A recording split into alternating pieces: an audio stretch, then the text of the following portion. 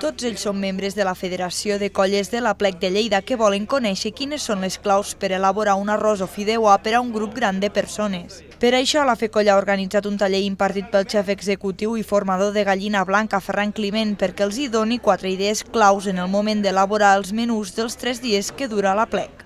Llavors avui el que hem fet és utilitzar-los, que veiessin que poden estalviar molt de temps a l'hora de fer els plats que fan a les aplecs del Cargol i d'aquesta manera estalviar-se hores de feina, moments de crisi de que m'he quedat sense sofregit o m'he quedat sense caldo. Aquests productes que els poden utilitzar, els han conegut avui i penso que els han agradat molt.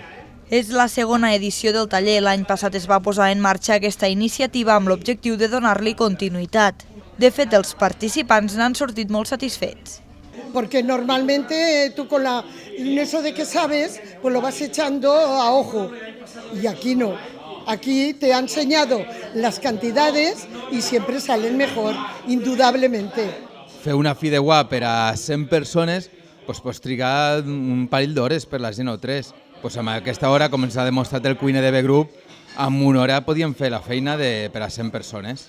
Des de Gallina Blanca han donat un consell. La clau per elaborar un plat són les proporcions. Un cop et passes d'ingredients ja no hi ha solució.